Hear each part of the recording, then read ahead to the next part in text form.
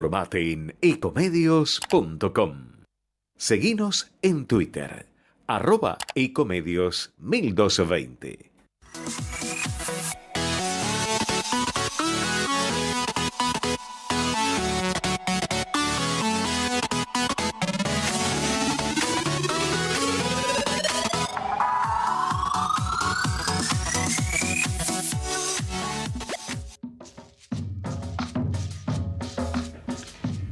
Buenas tardes, otra vez entre ustedes y nosotros, el programa de Jorge Enríquez. Hoy, la verdad que, como nos pasa prácticamente todas las semanas, nos sorprenden los hechos, nos superan y nos marcan un poco la agenda, ¿no es cierto? Así que bueno, como ustedes saben, estamos en momentos de grandes problemas en las calles, ¿sí? Los saqueos, etcétera, etcétera. Sobre los cuales vamos a hablar seguramente en un ratito, pero primero queríamos darle lugar y espacio a nuestros amigos de Generación Plateada, en la persona de Alberto Arco, que nos acompaña como ya hace unas semanas, y un invitado especial que tenemos hoy, que es el capitán de infantería Carlos Viescas, veterano de Malvinas, que nos va a contar un poco su experiencia y bueno, esta integración con Generación Plateada. Así que bueno, le paso la palabra a nuestro amigo Alberto, que también lo va a presentar a Carlos. Buenas tardes a todos, ¿no? Buenas tardes, Lautaro, gracias por la presentación. Sí, efectivamente, una realidad que nos supera con acontecimientos generalmente no gratos, aunque previsibles, porque una mínima reflexión que me hice hoy durante el día es: ¿por qué no se iban a producir estos desmanes, estos saqueos, si el gobierno, el Estado argentino a través del presente gobierno, avala, cuando no incentiva, el saqueo de tierras?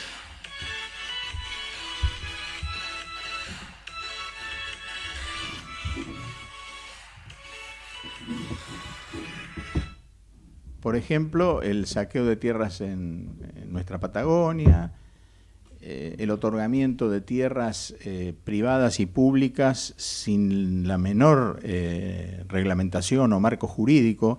Entonces, ¿por qué un país donde el propio gobierno incentiva el saqueo no iba a producirse saqueos de bienes de supermercados o de lo que sea? Fue la pregunta sobre la que hoy reflexionaba en el curso del día. No es algo inesperado.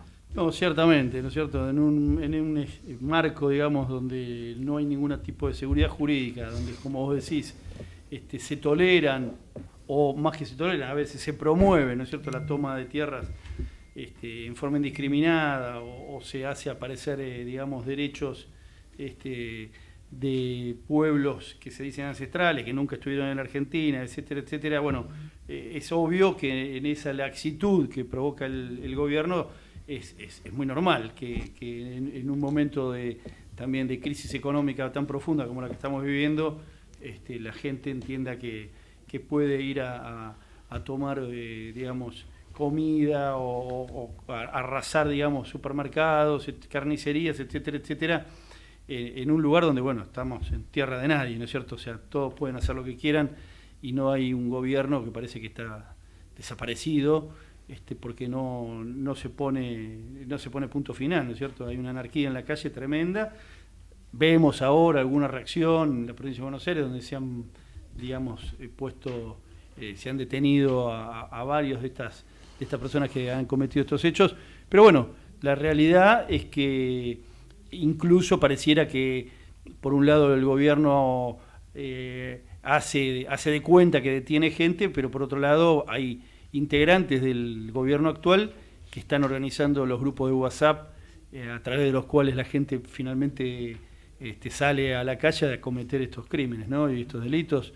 estos robos, etcétera, etcétera. Es decir, todo una cosa que pareciera como que está planificado por un lado para aparecer como víctimas, cuando los que están cometiendo estos hechos son personajes del mismo gobierno. Ahora mismo estamos viendo que Castel reconoció que está incentivando él los robos organizados. Es decir, no se sabe si están practicando para mostrar, digamos, cómo van a desestabilizar a los futuros gobiernos, o si lo están haciendo para victimizarse. Realmente es una cosa que sorprende. Estos muchachos todos los días nos sorprenden con algo nuevo. Así es, Lautaro. Bueno, pasando a un aspecto de nuestra historia reciente, una historia a la vez gloriosa y cuestionada o lamentable por otro lado, pero donde siempre prima el respeto y la admiración por aquellos argentinos que dejaron muchos su vida en el mar Austral, en las Islas Malvinas, y aquellos que fueron y combatieron.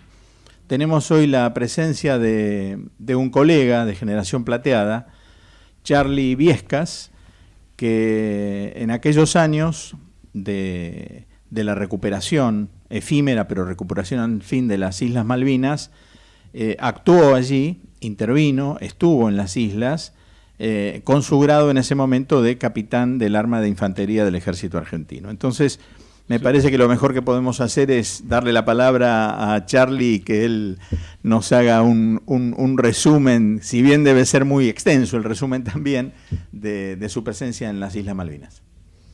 Bueno, gracias ante todo la posibilidad de este espacio y la presentación. Y en realidad en ese entonces no era capitán, todavía era apenas un tierno subteniente recibido hacía 3 años. Estaba en mi 3er año de subteniente y me tocó intervenir en los 2 combates principales de cuando se produjo el desembarco en la zona de Goose Green y de Darwin, que es donde está el actual cementerio. O sea que en esos terrenos fueron los combates en los que yo tuve participación. Y bueno, nada, después continué, hoy por suerte lo puedo contar, siempre digo que quienes quedaron allí quedaron jalonando, ¿no? Jalonando este territorio nuestro y dando soberanía, ¿no? Dando cuenta con su propio cuerpo allí enterrado, y que después de muchos años, y gracias también a la participación y a la vinculación con veteranos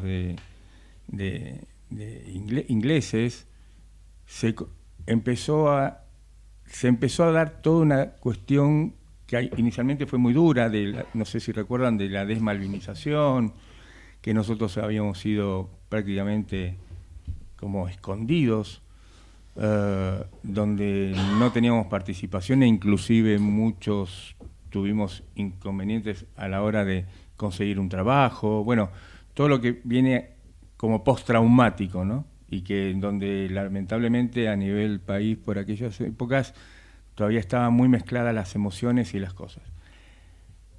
Como se dice habitualmente, creo que el tiempo tiene su factor, digamos, de curación, y creo que eso fue algo que se dio, y también gracias a la interacción de los veteranos apareció la humanidad, vamos a decir. Más allá que éramos el uno con el otro, o sea, era el enemigo, era el inglés. Hoy por hoy guardamos relaciones con los veteranos que reconocieron cosas que los propios no reconocieron en cuanto a cómo se desarrollaron los combates y toda la diferencia que había en términos de materiales y, bueno, ni hablar. Así que, nada, muchas cosas, como digo, no quiero tampoco sobreabundar en esto. Y haciendo un salto en el tiempo, nos encontramos en este momento, si cabe la comparación, en una suerte también de batalla, ¿no? Estamos en un tiempo para mí a nivel país muy, muy importante, y donde la convocatoria a participar en esta Generación Plateada me llevó a decir, bueno, aquí también estoy presente. Creo que estamos ante una oportunidad muy, muy, muy, muy clave, en donde el grado de participación es importante, creo que también es importante involucrarse desde la responsabilidad que cada ciudadano tiene más allá de las edades. No pensar que como estamos en una generación plateada y demás, bueno, no, ya como que ya están como más entregados, al contrario. En mi caso particular, bueno, yo después me retiré ya con el grado de capitán e hice un gran camino. Hoy soy consultor psicológico, trabajo en esa área y la verdad que los plateados tenemos muchísimo para dar.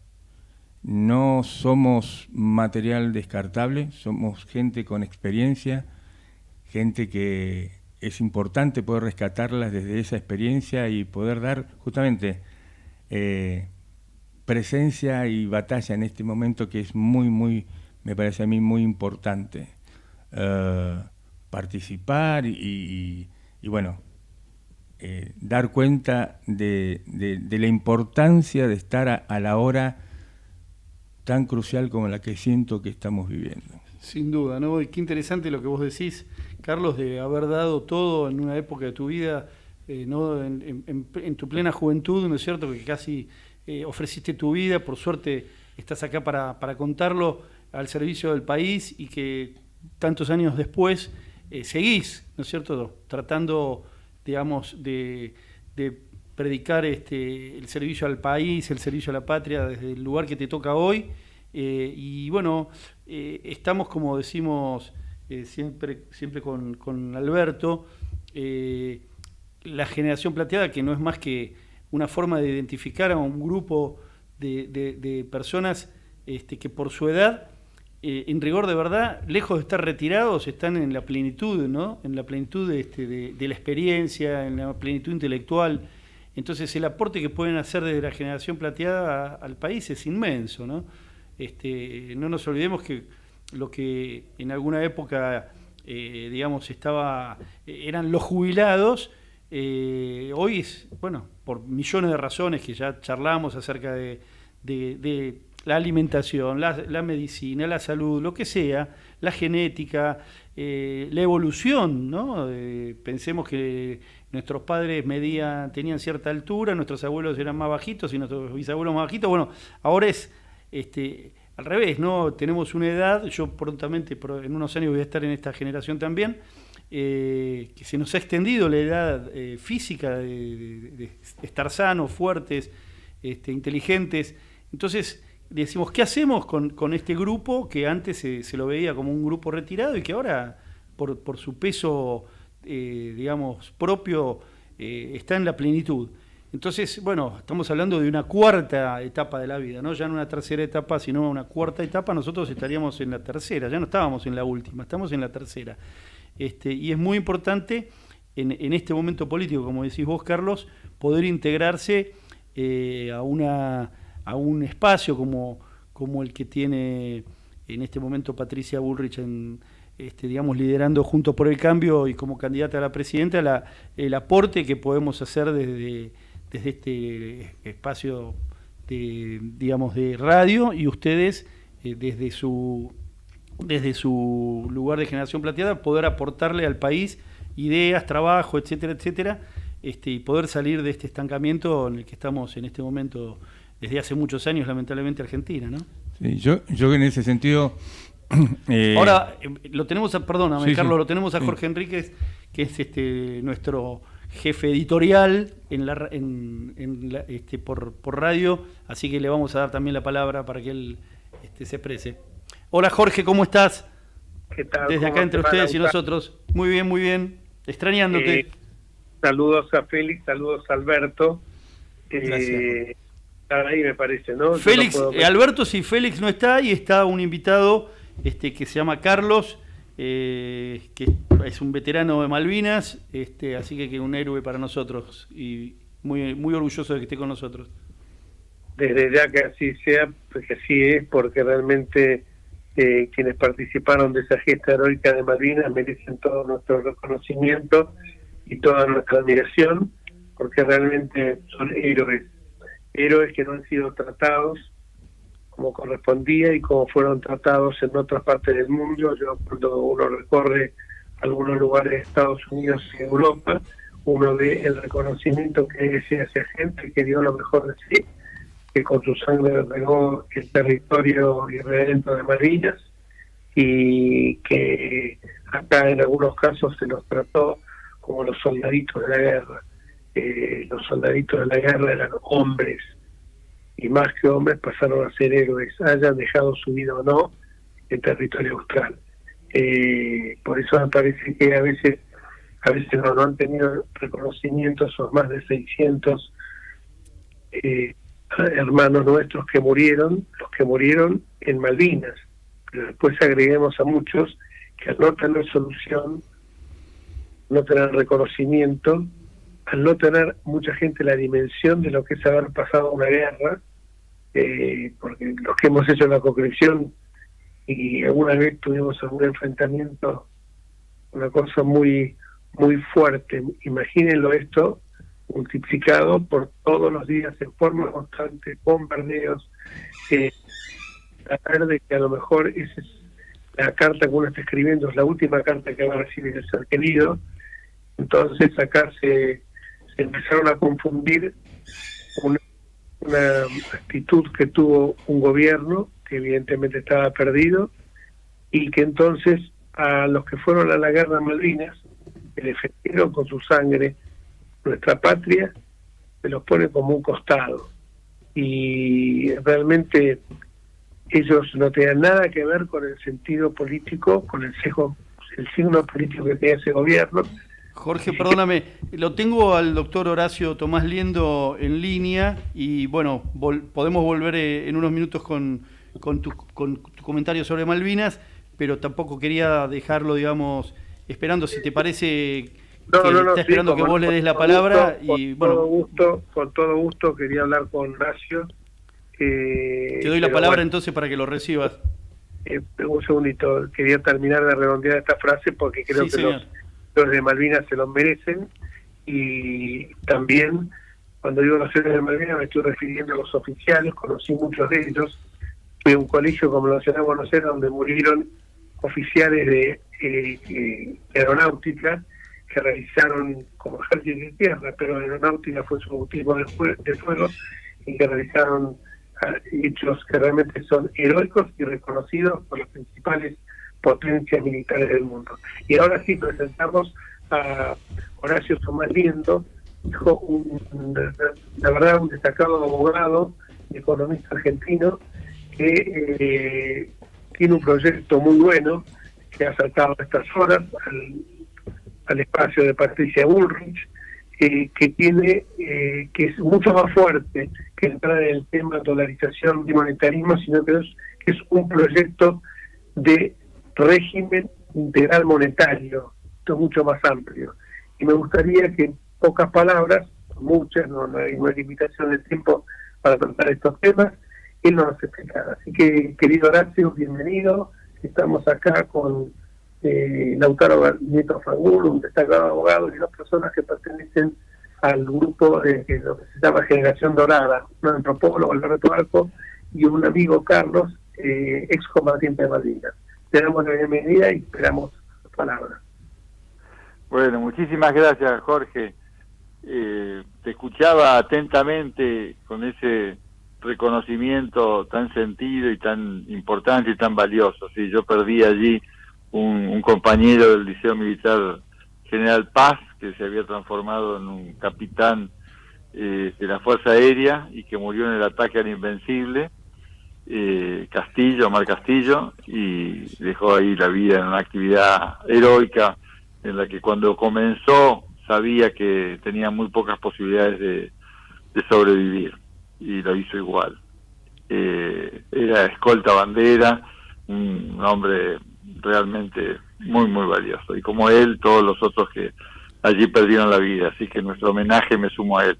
Acá Carlos, ahora pasó. Gracias, Horacio. Carlos Viesca me está avisando que conoce bien ese tema porque era compañero de tu amigo Horacio, de tu compañero de colegio. No, en realidad, Jesús. Hola Horacio, nos conocemos, seguramente no me recordarás, pero soy compañero de Marcelo, que es el hermano, soy de la misma promoción del Colegio Militar. Sí, me acuerdo perfecto. Sí. Y amigo de Vero, tu hermana. Sí, perfecto, me acuerdo perfecto. ¿Qué sí. tal, Horacio? Somos Sí, una gran familia. Totalmente. Así es.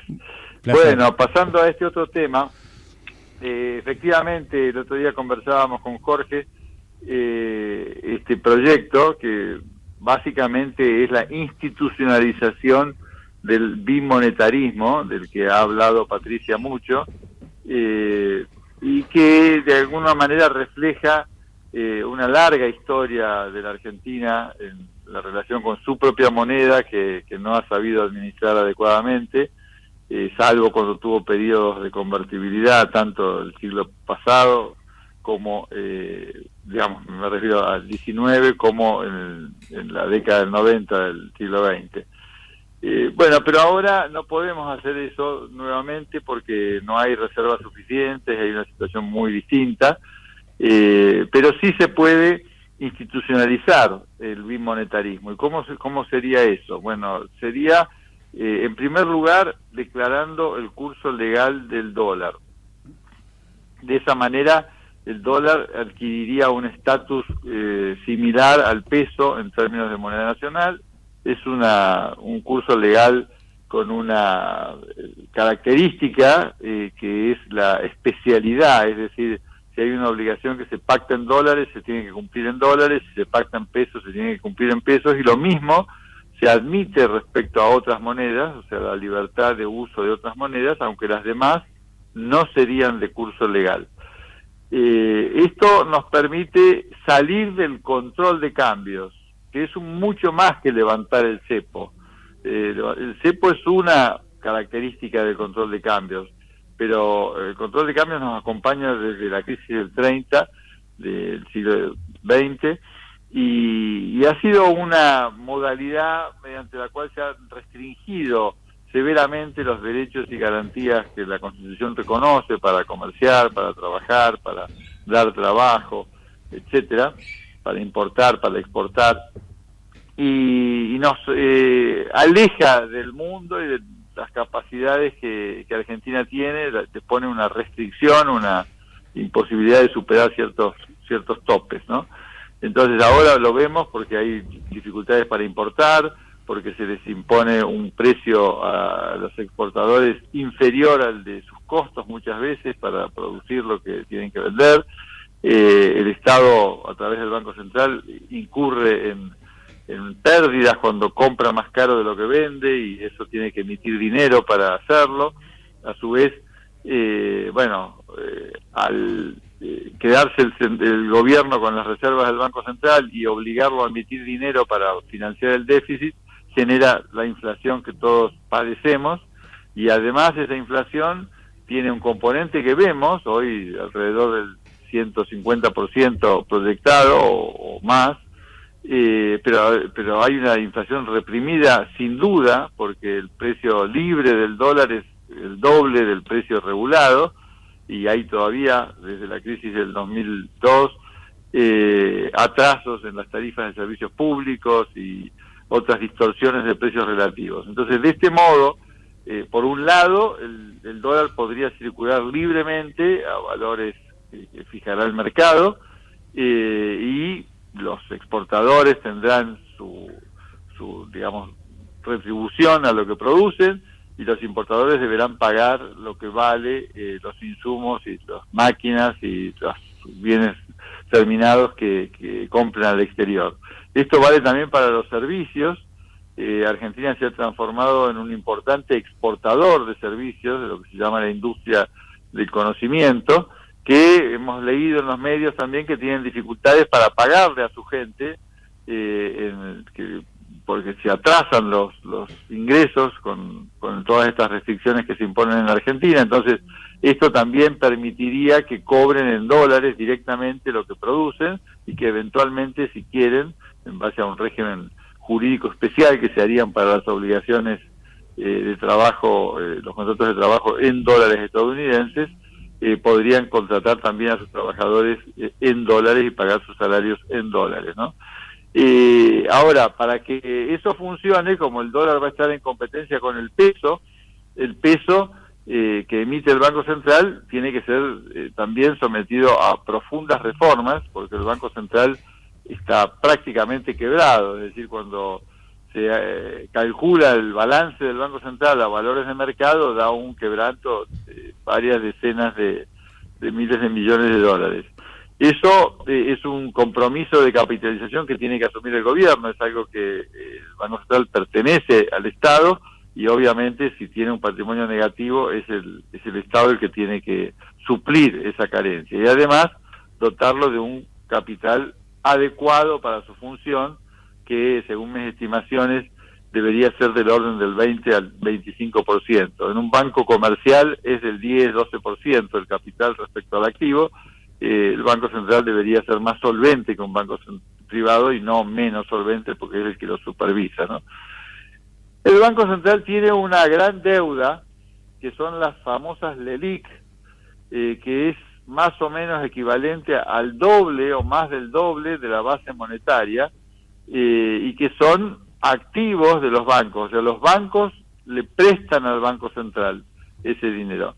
En la época de la convertibilidad, el Banco Central no se podía endeudar, y hay que volver a un régimen como aquel, es decir, que el Banco Central no tenga prohibido endeudarse, que no se pueda endeudar, que tampoco pueda prestarle dinero al Tesoro, y que se concentre en abastecer de moneda sana y de valor estable, como manda la Constitución, que manda a defender el valor de la moneda, en el inciso 19 del artículo 75, que son las facultades del Congreso, y que no ha cumplido básicamente desde el año 2002 a la fecha. Con este esquema, bueno, obviamente se podría generar una gran expansión por los dólares que se movilicen y que salgan a la actividad económica, que son dólares que están actualmente guardados en los colchones, en las cajas de seguridad o en el extranjero.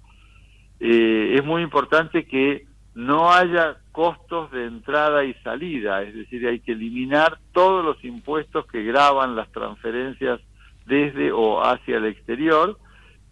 Por ejemplo, ese tipo de depósitos que vengan como consecuencia de la transferencia deberían estar exentos del impuesto a los créditos y débitos, y obviamente debe derogarse este impuesto llamado país, que pone un sobrecosto al dólar que nos afecta severamente en nuestro desarrollo, ¿no?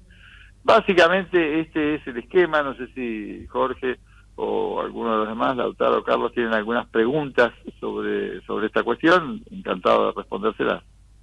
Y yo te quería decir lo siguiente, más o menos a ver si entendemos el esquema, porque vos lo has hecho con una enorme claridad conceptual y precisión técnica. Digamos que el desideratum de todo esto sería una propuesta monetaria que apuntalaría a la idea de permitir el curso legal de divisas, pero evitando la sustitución del peso, que es lo que traería la dolarización. Más o menos es eso, ¿no? Claro, en la dolarización hay que incurrir en un gran esfuerzo, que es conseguir más o menos 40.000 millones de dólares para reemplazar los pesos en circulación, que son aproximadamente 10.000 millones, y las LELIQ, que son otros 30.000 millones. Ese es un esfuerzo que la verdad no se justifica. Todos sabemos las dramáticas necesidades que tiene nuestro país y nuestro pueblo, y obviamente hay que ser muy eficiente a la hora de asignar los recursos. Y ya tenemos hoy gente que tiene la disposición de mantener esas inversiones, los pesos que hay y los depósitos a plazo fijo que están en los bancos, que son la contrapartida de las LELIQ. No tiene sentido hacer ese esfuerzo para rescatarlos, para retirarlos del mercado y poner dólares en su lugar. En cambio, permitirle a la gente que saque sus dólares, además de los pesos que ya están y que ya existen, en el contexto de un plan fiscal que termine con el déficit y que genere los recursos necesarios para atender todas las obligaciones del Estado, incluyendo los pagos de los servicios de interés de su deuda, eso nos eliminaría la inflación futura porque no sería necesario ya emitir dinero, y por otro lado, al poner al peso en competencia con el dólar, obliga a la autoridad monetaria a ser muy eficiente en la administración de la organización del sistema de pagos y del peso. Este régimen no es un invento mío, es un régimen que existe, que ha sido planteado por Hayek en un libro en 1977, cuando se estaba debatiendo en Europa el tema del euro, y que se ha aplicado en Argentina, en la región, en Sudamérica. En Argentina también se aplicó durante la convertibilidad, pero no tan con tanto énfasis como yo lo planteo ahora, porque hay que superar todas las cosas que pasaron después de la salida de la convertibilidad. Pero, por ejemplo, en Perú lo introdujeron en una reforma constitucional en el 93, hace 30 años, y en base a este esquema, Perú logró tener un sistema monetario y financiero muy, muy eficiente, con menor inflación incluso que Estados Unidos, y lo mismo vemos en Uruguay, que es más familiar para nosotros por la cercanía, que también tienen un sistema bimonetario, y ocurre algo similar en Paraguay, ocurre lo mismo en Bolivia desde 1986, y bueno, en Chile hace 40 años que tiene estabilidad y tiene libre acceso también a la circulación del dólar y otras monedas extranjeras, y lo mismo ocurre en Colombia. En fin, si vemos el panorama en la región, vemos que la mayoría de los países tienen un sistema bimonetario. Tenemos el caso de Ecuador, El Salvador y Panamá, que tienen dolarización. Yo creo que son países muy pequeños en tamaño. Argentina es un país de dimensiones continentales, es muy difícil incluirla en un esquema de dolarización como el de Panamá, El Salvador. Ecuador es un poco más grande, pero obviamente tampoco tiene las dimensiones de Argentina.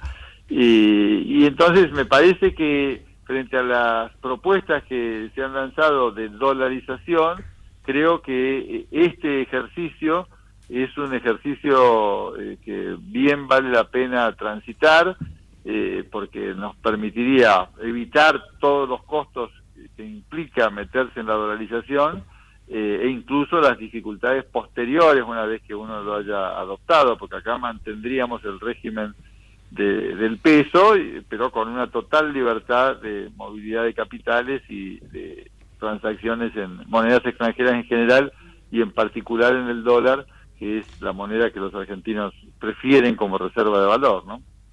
Acá, Horacio, me están pidiendo de producción si podemos hacer un pequeño corte. Sí, cómo no. Y seguimos después. Te tiro la pregunta. Hoy se votó la modificación de la ley de liquidez, tiene media sanción de diputados, y sabemos que el proyecto tuyo es mucho más amplio, porque al abarcar este tema vinculado con el bimonetarismo, también esto entraría a tocar el tema de las contrataciones, y esto me parece que es muy importante porque es una desregulación sustancial que se va a hacer a la economía. Pero eso, si nos esperas, después de la pausa seguimos, Horacio. ¿Cómo no? Gracias, Horacio, por...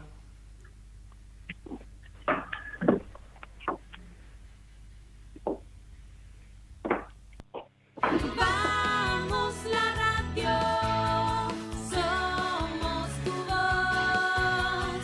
Vamos con Eco, siempre la verdad y la mejor información. El mejor gimnasio te espera. Elegí las clases que quieras. En Unfit vamos a cuidarte.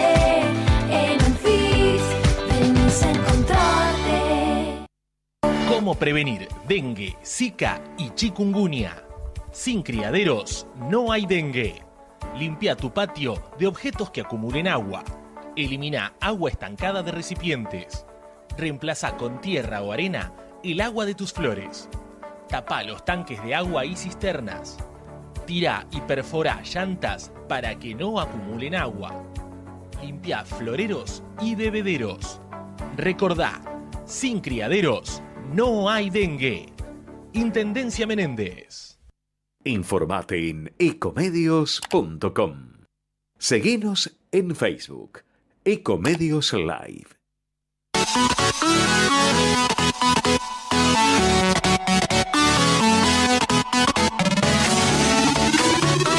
Escribanos en tu ciudad. Nuestro consejo es prevenir problemas.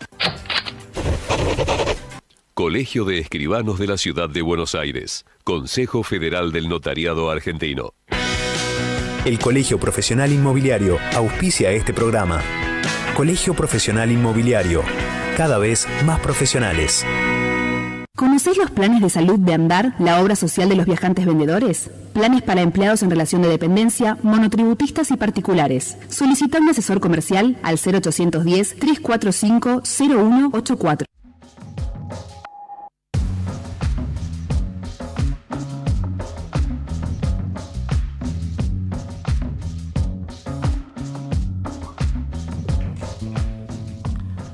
Bueno, otra vez acá en el aire. Horacio, por favor, nos encantaría que retomes tu palabra, ¿no?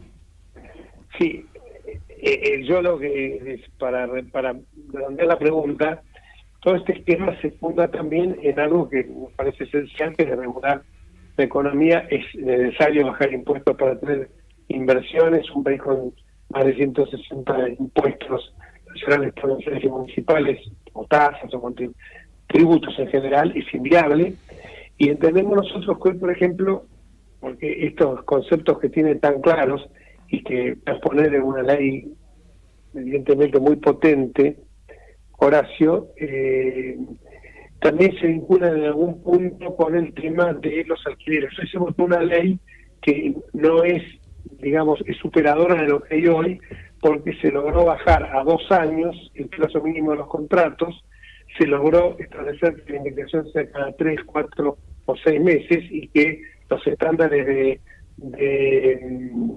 para modificarlo, los sistemas que se puedan tomar son basados en el principio de autonomía de la voluntad de las partes. Que la gente, cuando habla con esto, no se asuste, porque voy antes que siga Horacio, les voy a contar algo que me contaba mi padre, que cuando, allá por los años 30, antes que empezaran estas leyes de alquiler locaciones, que fueron realmente nocivas totalmente para todos, propietarios, inquilinos, construcción, cuando alguien terminaba su contrato, y esto es real y lo pueden chequear, le decía el dueño de la casa: mire, yo me encantaría quedarme, aunque usted me aumentara un poco el alquiler, pero me gustaría que me la pintara toda porque está media jascarada, porque si no, en la otra cuadra, por el mismo precio, un poco menos, consigo una vivienda mejor.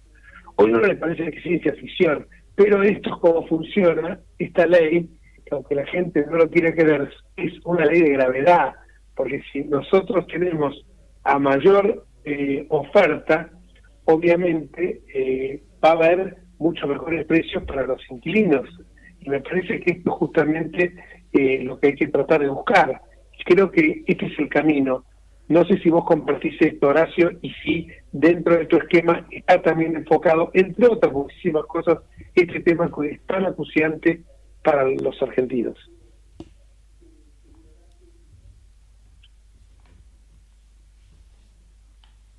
Hola, Horacio. Hola, Horacio. Hola, hola. Hola, Horacio, no sé si nos escuchás. Parece que se cortó entonces la comunicación con Horacio, ¿eh? Así que, Jorge, si querés seguir con tu editorial.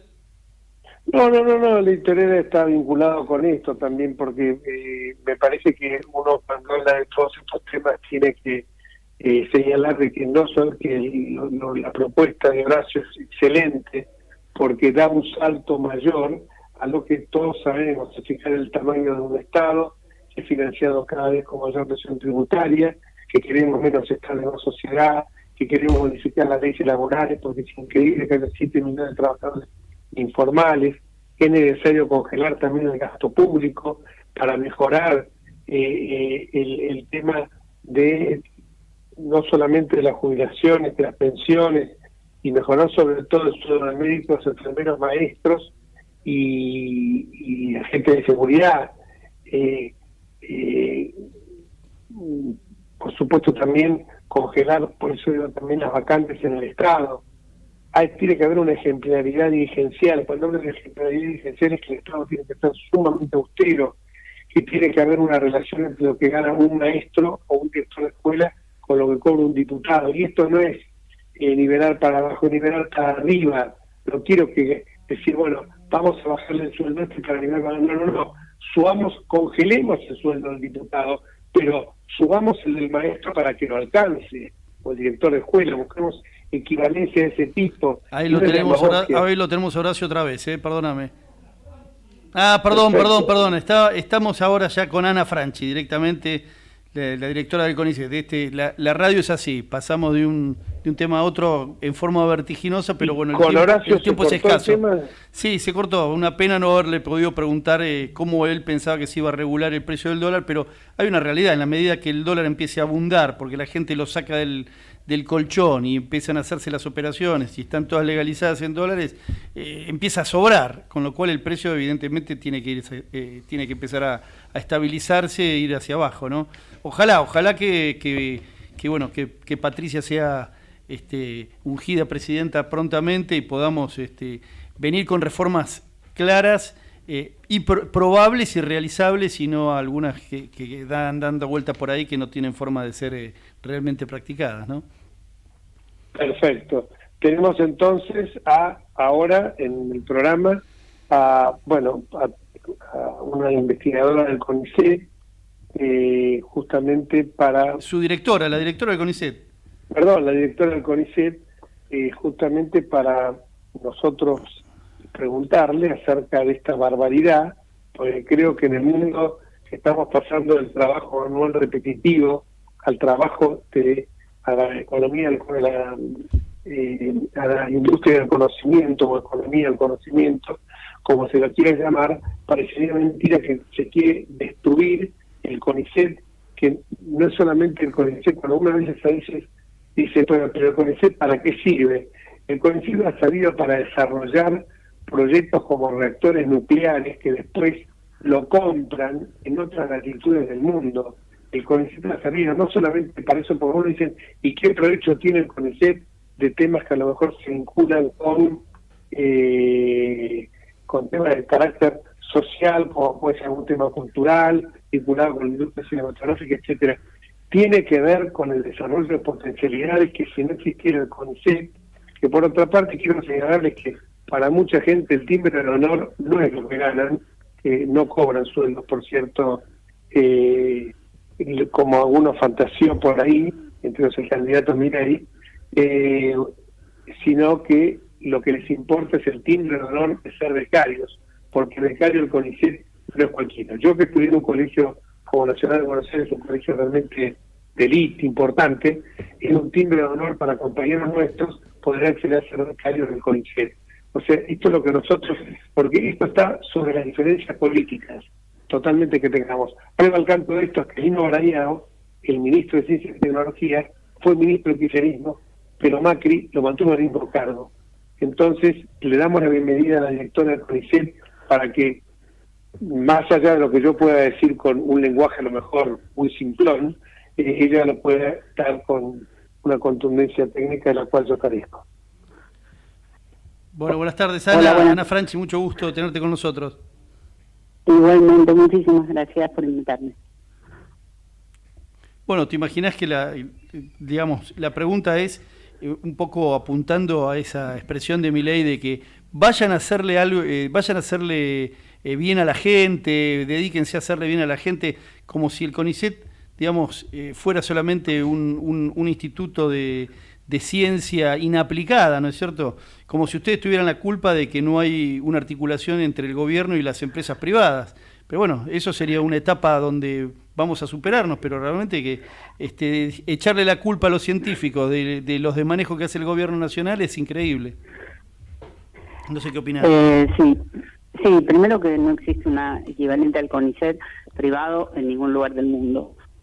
Equivalentes del CONICET en Francia, España, México, sostenidos por el Estado, Y en otros países la investigación básica también la sostiene el Estado, generalmente a través de las universidades. O sea, las grandes inversiones para desarrollos que luego llegan a la gente lleva mucho tiempo. Primero en la formación de los propios recursos humanos, que quizá sea uno de los primeros productos importantes del CONICET, ¿no? La cantidad de investigadores, investigadoras que formamos en el CONICET, egresados en general de las universidades públicas, y que van a ser doctores. Algunos se van a quedar en el CONICET, otros van a ir a otras empresas del Estado o a empresas privadas y van a formar parte de los planteles de esas empresas. Entonces creo que es una de las primeras tareas del CONICET. La segunda son diversos desarrollos que luego se escalan con empresas privadas y llegan al mercado, como fueron los barbijos, los kits diagnósticos, la vacuna que estamos por tener, las baterías de litio que también estamos por tenerlas hace muy poquito tiempo, etcétera. Y el CONICET la verdad que es un ejemplo virtuoso de la colaboración público-privada, donde se hacen desarrollos que luego son escalados por empresas. Estoy viniendo recién de Rosario, donde dimos a conocer 4 empresas de base tecnológica desarrolladas en un instituto de CONICET. Digamos también los reactores nucleares, digamos también el INVAP. El INVAP no es de CONICET, pero es una empresa importantísima que exporta reactores, que exporta distintos productos tecnológicos, que además de tener trabajo argentino de alta calidad, por supuesto, hace que entren divisas.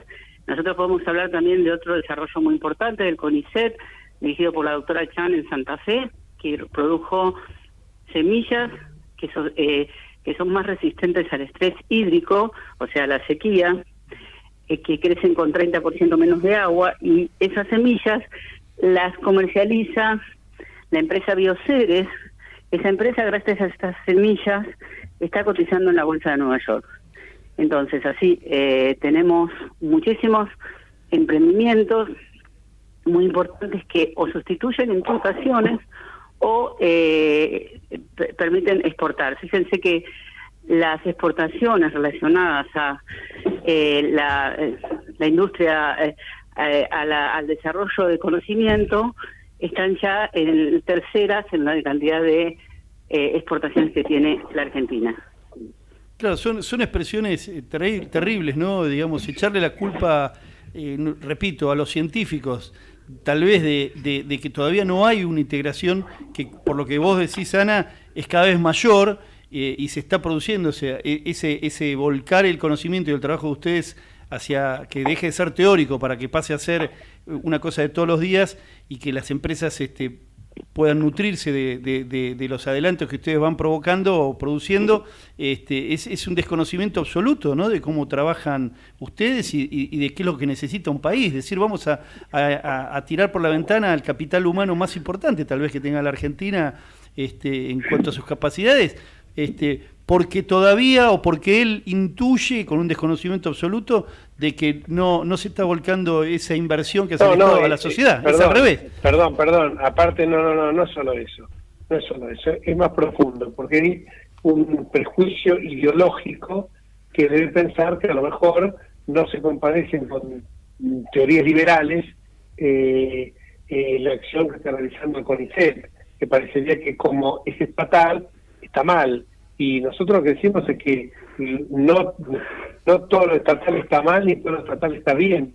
Lo que queremos es un Estado eficiente. Y si queremos mostrar algo que demuestre, que sea realmente donde se pueda plasmar lo que es un Estado eficiente, es el CONICET. Claro, estamos orgullosos del CONICET.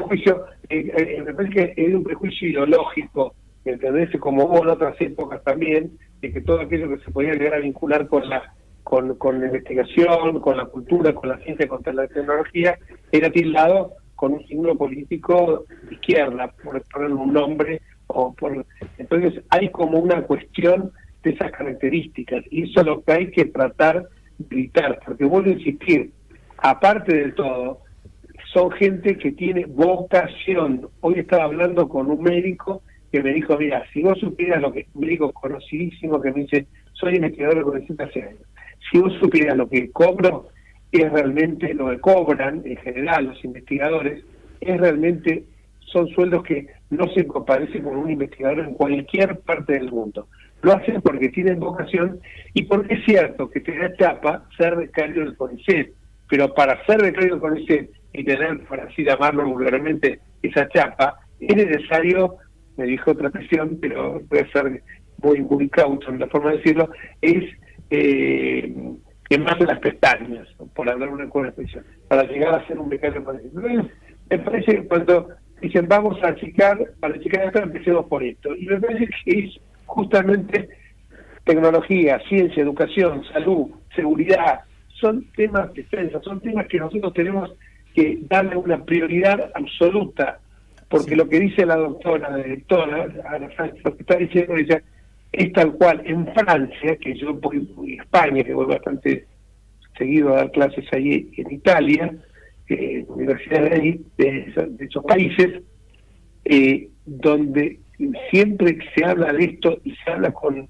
una admiración, una excelencia, estos institutos de ciencia y tecnología, que acá lamentablemente no tenemos esa admiración que deberíamos tener, y porque si se me lo merecen permitís, Jorge, por lo que hacen. te agrego Sí. a tu comentario. En la Argentina el presupuesto de ciencia no alcanza al 1%. Está por debajo del 1%. Y bueno, Un pero lo que presupuesto pasa es que no se incluye parecería CONICET que... y otras actividades científicas. Y te agrego, si me das un minuto, Bueno, nuevamente estamos ante el uso irresponsable de ciertos términos. La Exacto. cancelación o eliminación del CONICET es el uso irresponsable del espacio público, ya sea en un medio, ya sea en un foro. Lo mismo Bueno, pero acá ocurre... tenés que pensar una cosa, acá Claro. hubo un ministro que en su momento dijo que los científicos van a lavar los platos. Entonces, Bueno, ¿viste? A partir de ese momento, es el uso irresponsable de la responsabilidad pública que puede tener un funcionario, mucho más, y también un ciudadano. Porque en esa misma línea y en lo que afecta a los plateados, como llamamos nosotros, a los ciudadanos mayores, también se habla en esa línea de extinguir la indexación de las jubilaciones. En un país como el nuestro, extinguir la indexación o la actualización de acuerdo a la inflación, que tampoco se hace hoy, pero extinguirla significa extinguir también la posibilidad existencial de los jubilados. Seguro. Y eso está en estudio en este ámbito. Sí, te agradezco mucho, pero nosotros somos demasiado verborrágicos y queremos escucharla más a nuestra invitada que lo que podamos hacer nosotros. Respetuosamente lo digo, ¿eh? ¿Qué te parece, Ana, un poco como para cerrar, digamos, tu exposición, que nos quieras decir, que nos quieras expresar? Yo lo que quiero decir es que no hay ningún país en el mundo de esos que se supone que estos dirigentes admiran que no tenga inversión en ciencia y tecnología. La inversión de los países como los países europeos, Estados Unidos, Japón, Corea, es altísima, tanto desde la parte pública como de la privada. Y cada vez es más, porque los desarrollos científicos tecnológicos nos atraviesan en el día a día. Y si nos quedamos afuera de eso, recuerden que durante la pandemia, las primeras producciones de vacunas se las quedaron 8 o 9 países. No nos preguntaron qué necesitábamos, se las quedaron ellos. Entonces, el desarrollo científico y tecnológico es soberanía, es contribuir a un país más justo, más equitativo, el país que todos los argentinos y argentinas nos merecemos. Muchísimas gracias, Ana, por tu y hablemos también durante la pandemia de los barbijos, ¿no? Absolutamente. Es otro de los desarrollos que tuvimos. Bueno, y esperemos que saquen rápido la vacuna que vos estás anunciando, que también es un adelanto tremendo para la Argentina, ¿no es cierto? Sí, esperemos que sí, ya está en ANMAT para ser aprobada, así que creo que pronto vamos a tener. Ahora, una curiosidad, ¿cuál es tu especialidad? Perdón, mi especialidad, yo soy química y trabajo en embarazo, parto, prevención de parto prematuro. Bueno, ¿qué te parece? Si eso no es importante, que se trabaje en esa área, ¿no es cierto? Parece mentira que se quiera cerrar un instituto que realmente mirá los temas que se preocupa también, temas esenciales para la demografía, para la antropología, que ahí tenemos un antropólogo en el estudio.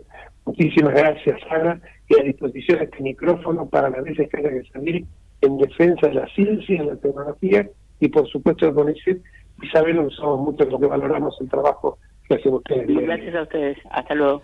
Buenas tardes, Ana, muchísimas gracias. No, por más. Te mandamos un saludo grande.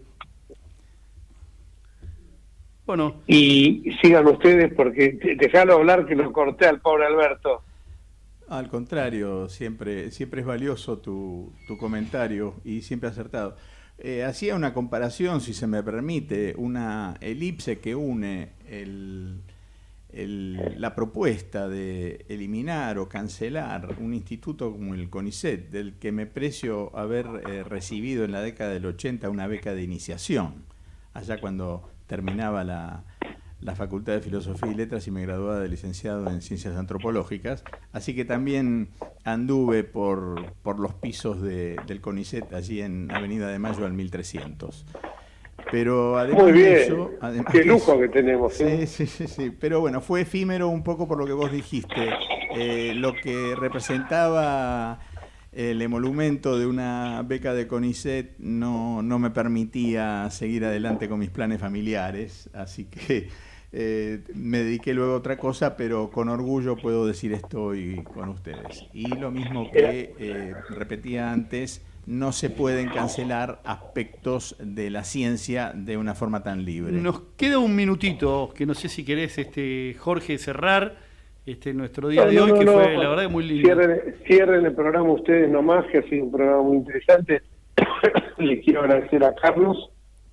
Hablamos poco del tema Malvinas, hablamos mucho del CONICET y hablamos también mucho de economía, de la ley de alquileres, así que me parece que fue bastante interesante. Al Osvaldo lo dejamos el próximo miércoles, le damos a Osvaldo Pérez San Martino el lugar que se merece, como siempre en este programa, y agradecer a ustedes. Yo me despido hasta el próximo miércoles, si Dios quiere, chao, pero sigan ustedes hasta ahí. Despídense también ustedes. Buenas tardes y bueno, hasta muchísimas el gracias, programa. Jorge. No, bueno, muchas gracias, Jorge, y bueno, si de soberanía se trata, el CONICET ya lo dijo la directora, también ahí estamos, así que bueno, impresionante y muy lindo programa. Bueno, gracias. Muchas gracias para todos y nos vemos el próximo miércoles entre ustedes y nosotros.